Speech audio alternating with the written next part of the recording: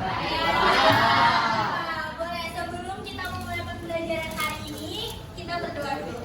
Feli, boleh dipimpin? Bersiap. Mari teman-teman, kita mulai pelajaran. Alangkah baiknya kita berdoa. Berdoa menurut kepercayaan dan agamanya masing-masing. Berdoa dimulai.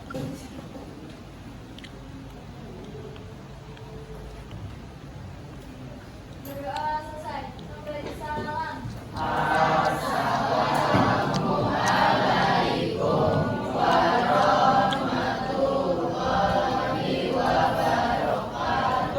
Waalaikumsalam warahmatullahi wabarakatuh. Oke, di pembelajaran minggu ini kira-kira kalian tahu gak mau belajar apa kita? Iya benar, ada data sana ya. Kita bakal belajar pasar. Terakhir kan kemarin kita belajar tentang apa terakhir? Kalian udah melakukan observasi pelaku usaha.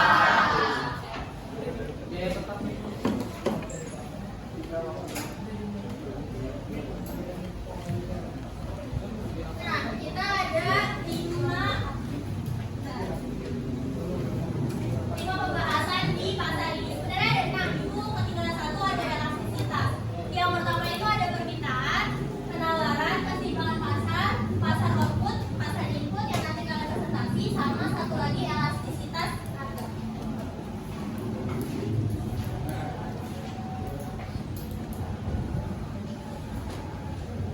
Oke, Ibu mau tanya dulu. Pertama kali kalian dengar kata pasar, menurut kalian tentang apa? Terus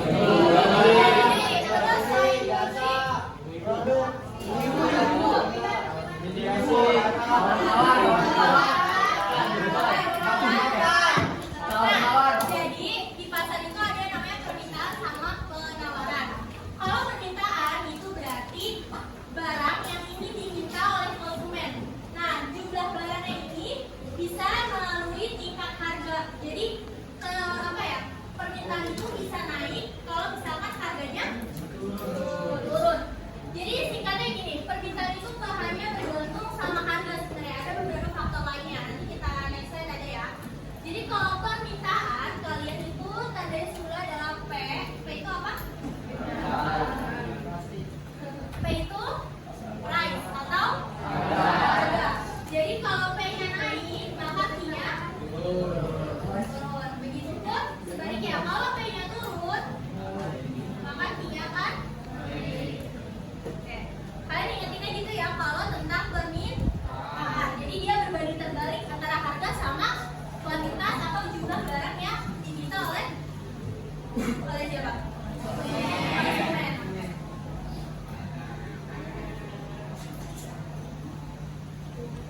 Nah, ini ada namanya hukum permintaan. Apabila suatu harga barang naik, maka jumlah barang yang diminta akan turun. Begitupun sebaliknya. Dan ada faktor-faktor yang tetap, yaitu harga. Jadi permintaan itu pasti dipengaruhi oleh harga barang. Mau dia naik ataupun turun,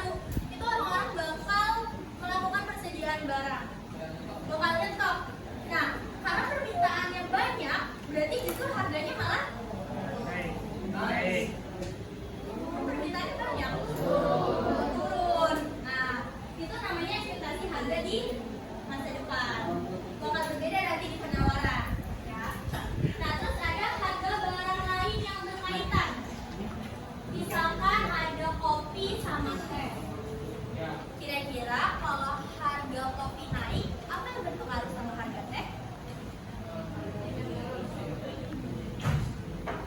Kenapa?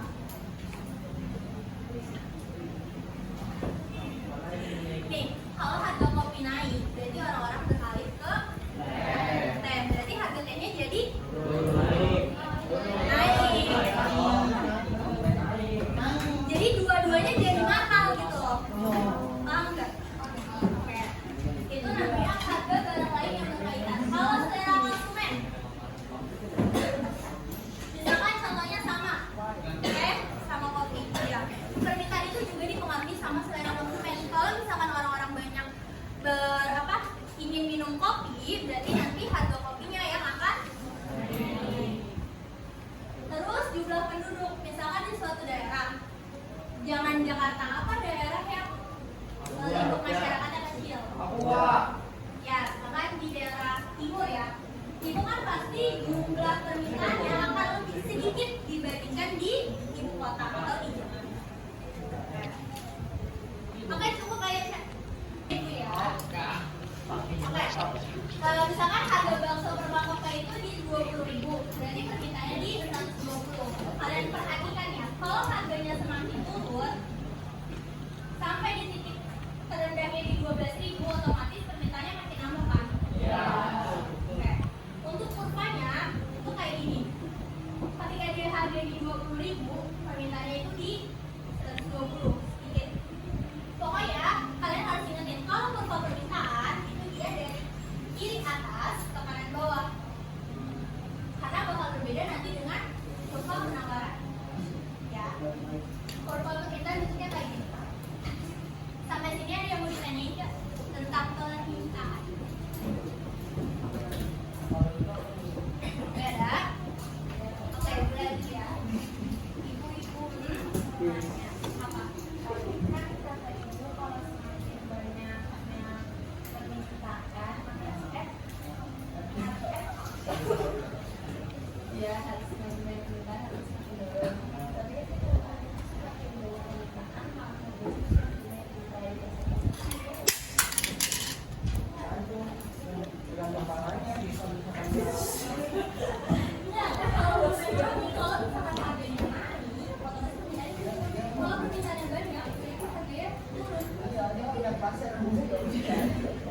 tapi nanti ada namanya hukum penawaran.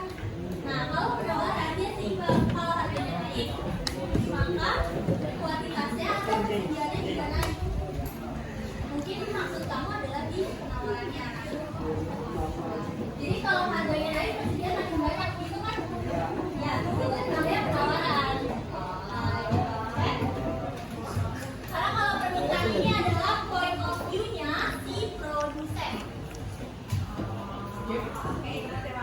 Maaf, point of view-nya konsumen. Kalau penawaran baru point of view-nya produsen. Oke? Karena ini menurut si konsumen gitu. Jadi pandangan konsumen itu permintaan. Kalau point of view-nya produsen itu di penawaran.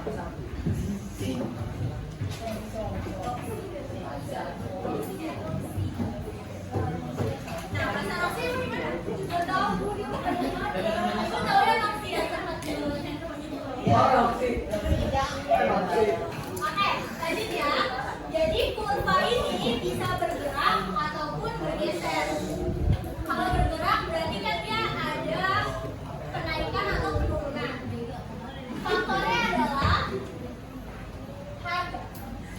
Jadi kalau ada pergerakan kurva permintaan dari harga 20 ke 18, ke 16, 14 sampai 12, ini namanya pergerakan. Kalau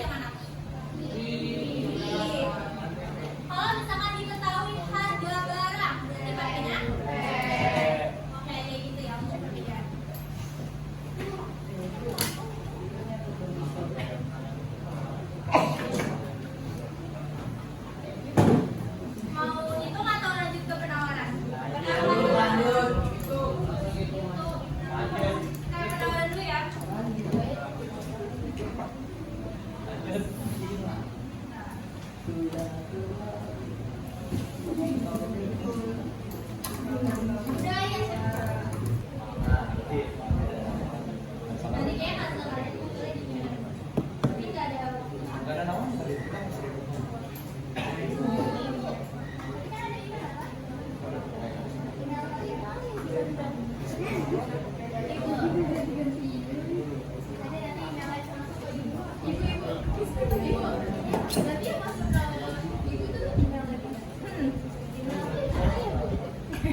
Ya udah kalau ada yang namanya email layanan berarti nama Sandra. Ibu.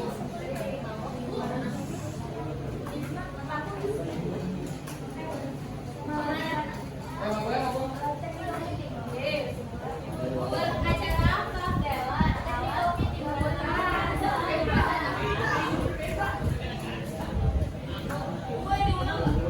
Ibu, boleh kalau emailnya boleh.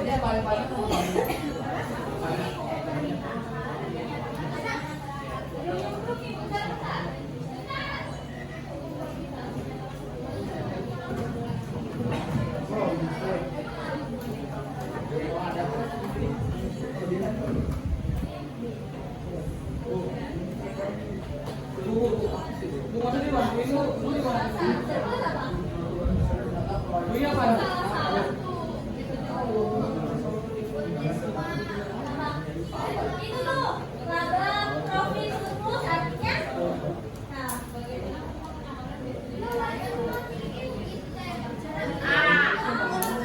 Ya kamu oke.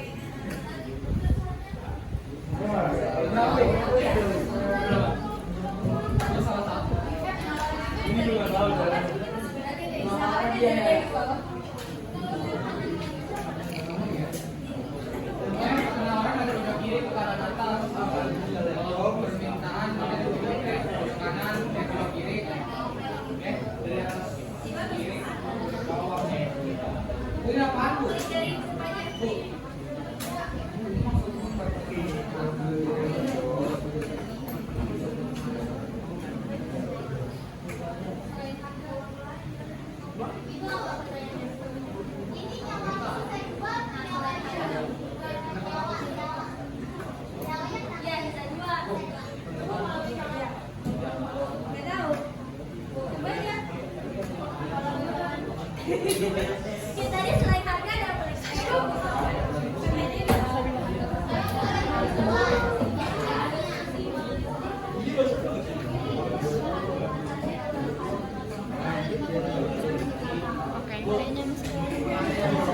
Gue apa? Kalau ada apa yang saya lihat dulu apa?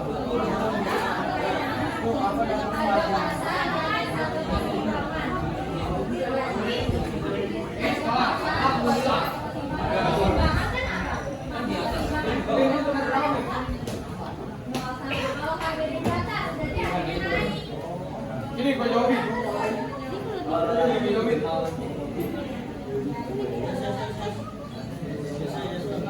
Udah ya, Sir? Belum Ibu. Udah nggak apa-apa. Oke Ibu. Udah.